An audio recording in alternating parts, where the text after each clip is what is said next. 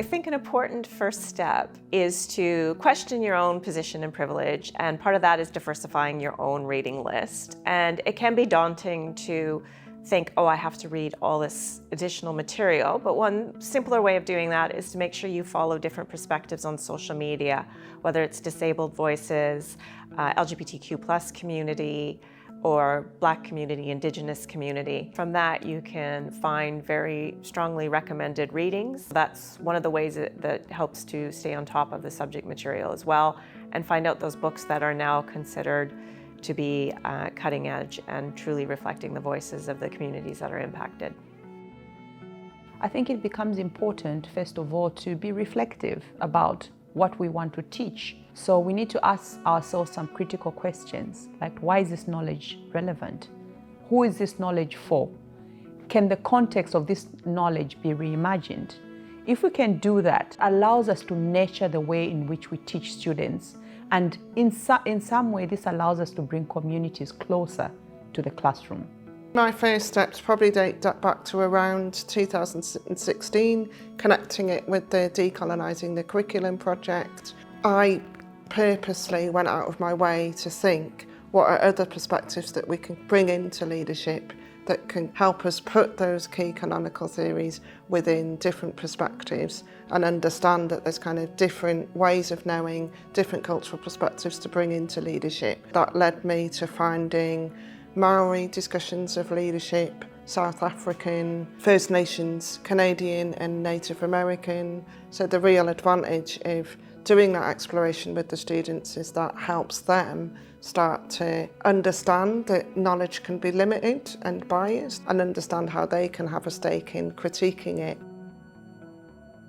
Investing the time doesn't mean that you'll be doing lots and lots of reading, but it just simply means that you are using other means, other mediums to expand your understanding of how your niche, particularly your expertise and your understanding, how it's being transformed in other communities. So this can mean bringing nuances or research from NGOs that is dealing with Indigenous communities, and that can be a major difference in terms of how you incorporate these different aspects of knowing and, in a sense, humanize the different contexts. Podcasts, websites, videos can be more accessible for students and can also give a wider range of voices, so we can empower students to know how to identify what's reliable within those different mediums, to kind of move beyond a kind of traditional academic reading model. And I think that can help students kind of expand their learning and co-construct the knowledge and get involved in that bigger research conversation in a different way.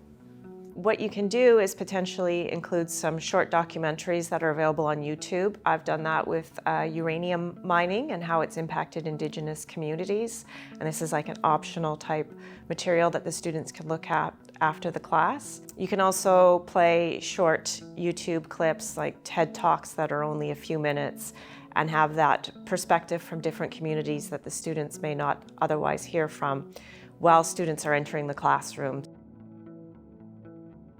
So one way in which educators and students can co-create knowledge is already setting the scene right from the beginning, allowing the students and giving them these questions that allow them to sort of relate to their own context. So this can be through case studies.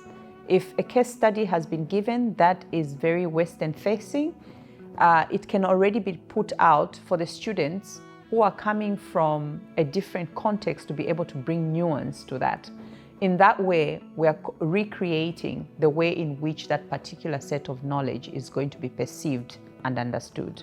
So the way that I would bring in those materials is both thinking about what's on the official digital reading list, but also sometimes being more responsive and sharing things in the Minerva folders or learning modules for each week at the point that with the students we might identify something, but also using the online discussion board feature for students to be sharing things that they've found themselves, so they can be having a discussion about it.